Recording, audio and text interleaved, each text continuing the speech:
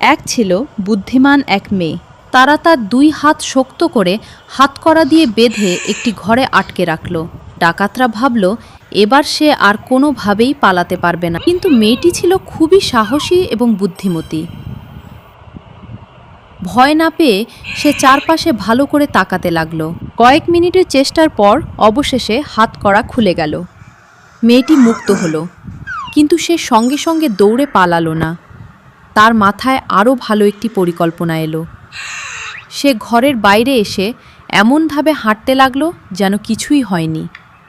তারপর সে একটি খালি ঘরে গিয়ে দরজার কাছে কিছু শব্দ করল। শব্দ শুনে ডাকাতরা ভাবল মেয়েটি ওই ঘরেই আছে।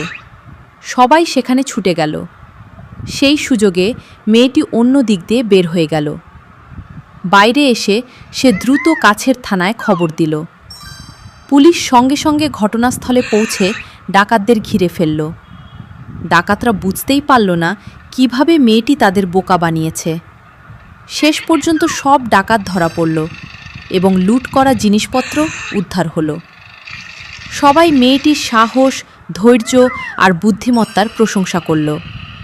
মেয়েটি প্রমাণ করে দিল বিপদের সময় শক্তির চেয়ে বুদ্ধি ও উপস্থিত বুদ্ধি সবচেয়ে বড় অস্ত্র। শিক্ষা: বিপদে ভয় না পেয়ে শান্ত মাথায় চিন্তা করলে কঠিন সমস্যারও সমাধান করা যায়।